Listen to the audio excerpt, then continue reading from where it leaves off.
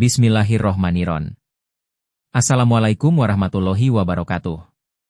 Anak-anakku sekalian, sebelum kita memulai perkuliahan hari ini, marilah kita bersama-sama mengucapkan sholawat kepada junjungan kita Nabi Muhammad SAW, teladan utama dalam berpikir, berkarya, dan berakhlak. Allahumma sholli ala Sayyidina Muhammad wa ala ali Sayyidina Muhammad. Sebagai calon arsitek muslim, kalian tidak hanya belajar merancang bangunan, tetapi juga sedang mempelajari bagaimana menghadirkan nilai-nilai Islam dalam setiap karya. Ilmu arsitektur bukan sekadar soal bentuk dan fungsi, tetapi juga amanah, bagaimana ruang yang kita ciptakan bisa menjadi sarana ibadah, kebaikan, dan keberlanjutan. Mari kita awali perkuliahan ini dengan niat yang tulus, dengan cinta kepada Allah, Rasulullah, para ulama, dan agama kita.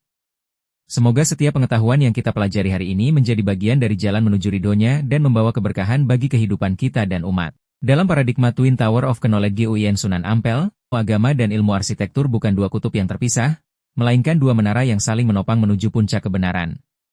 Arsitektur bukan sekadar soal ruang dan bentuk, tetapi tentang bagaimana nilai-nilai Islam dihidupkan dalam lingkungan binaan.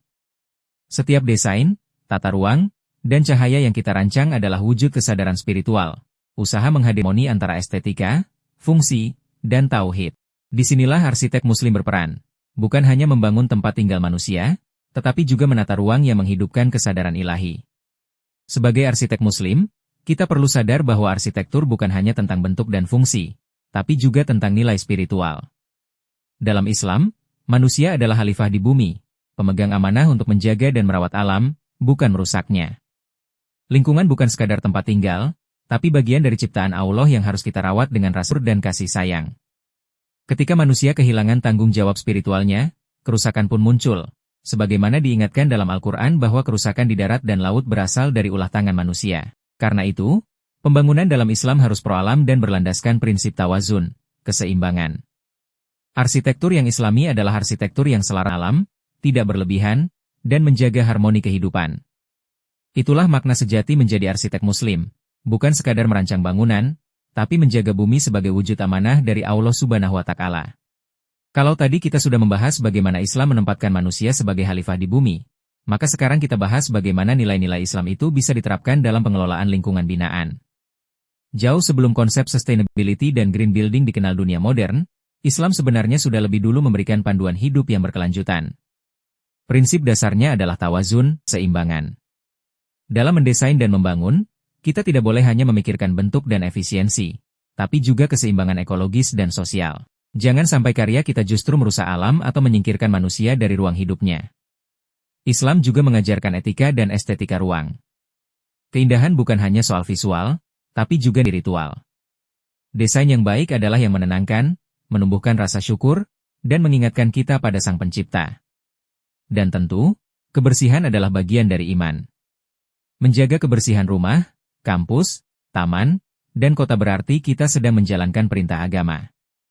Lingkungan yang bersih dan indah nyaman, tapi juga membawa kedamaian batin. Dengan menerapkan nilai-nilai ini, arsitektur dalam Islam bukan sekadar membangun ruang fisik, tapi menghadirkan harmoni antara manusia, alam, dan Allah Subhanahu wa Ta'ala. Sekarang coba kita bayangkan, apa yang terjadi kalau pembangunan dilakukan tanpa nilai-nilai Islam, tanpa kesadaran akan amanah, keseimbangan, dan tanggung jawab spiritual? Inilah yang disebut pembangunan yang kehilangan arah moral. Ketika etika diabaikan, alam menjadi korban. Polusi udara, banjir, dan suhu yang meningkat bukan sekadar masalah teknis, tapi juga masalah etika. Islam sejak awal sudah memperingatkan, janganlah berbuat kerusakan di bumi.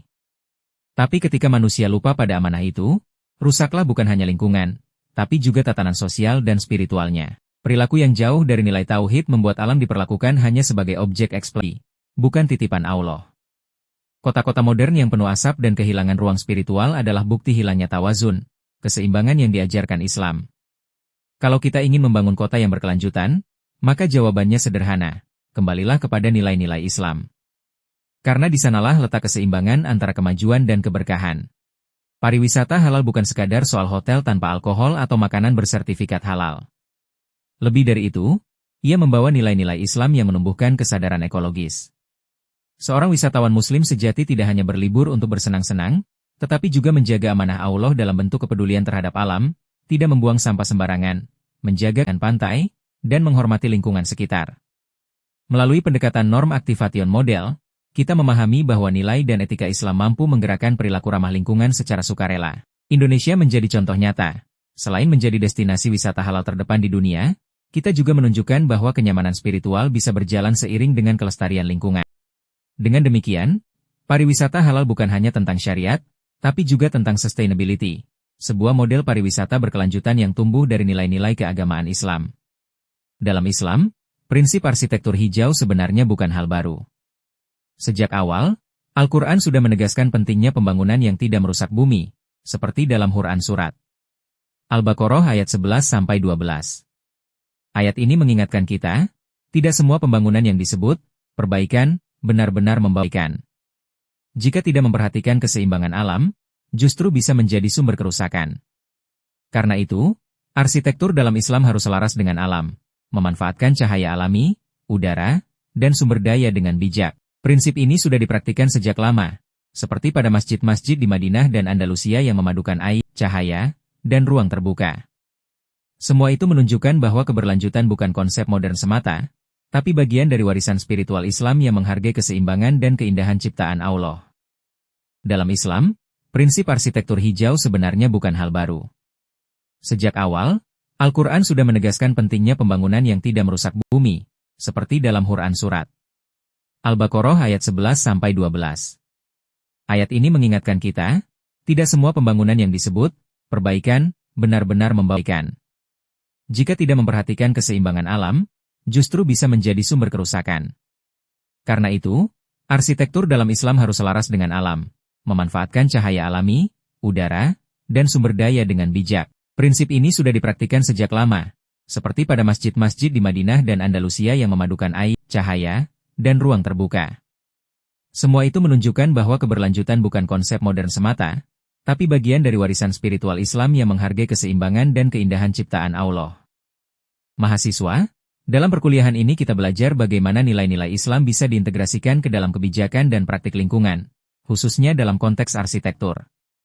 Islam mengajarkan keseimbangan dan tanggung jawab terhadap alam, ini disebut tawazun dan khalifah fil ard. Pemerintah dan organisasi dapat mengadopsi nilai-nilai ini dalam perencanaan tata ruang bangunan berkelanjutan, misalnya dengan membuat regulasi efisiensi air dan energi pada bangunan. Selain itu, edukasi dan sosialisasi juga penting. Melalui khutbah, pendidikan formal, dan kampanye publik, masyarakat dapat memahami bahwa menjaga lingkungan adalah bagian dari ibadah. Terakhir, kebijakan konkret seperti infrastruktur hijau atau perlindungan kawasan resapan air merupakan wujud nyata penerapan prinsip Islam dalam pembangunan. Jadi, integrasi sains, arsitektur, dan agama tidak hanya konsep spiritual, tapi juga pedoman praktis dalam rancang ruang yang berkelanjutan dan bernilai ibadah. Sebagai calon arsitek Muslim, kalian perlu memahami bahwa merancang bangunan bukan hanya soal bentuk dan fungsi, tapi juga soal nilai dan tanggung jawab terhadap lingkungan. Tantangannya tidak kecil. Modernisasi sering membuat kita mengabaikan etika dan kelestarian alam, sementara pemahaman nilai Islam dalam arsitektur masih sering dipandang sebelah mata. Tekanan pun kerap membuat desain lebih berpihak pada efisiensi daripada keberlanjutan. Namun, justru di situ letak peluang besar kita. Umat Islam memiliki potensi menjadi kekuatan perubahan dalam praktik arsitektur yang ramah lingkungan. Ada dukungan teologis dari fiqh lingkungan, dan ruang kolaborasi terbuka luas antara ulama, arsitek, dan pemerintah. Tugas kita adalah menghadirkan nilai-nilai Islam bukan sekadar dalam wacana, tapi dalam karya nyata, dalam desain yang berkelanjutan, beretika, dan benar-benar menjadi rahmatan lil alamin. Sebagai calon arsitek Muslim, mari kita ingat bahwa membangun bukan sekadar mencipta ruang, tapi membangun peradaban berlandaskan iman dan takwa. Arsitektur Islam menuntun kita menghadirkan harmoni antara manusia, alam, dan Sang Pencipta. Jadikan setiap desain bernilai ibadah, wujud syukur, dan cinta kepada Rasulullah. Semoga ilmu ini menjadi cahaya, amal jariah, dan jalan menjaga bumi dengan penuh iman dan tanggung jawab. Amin.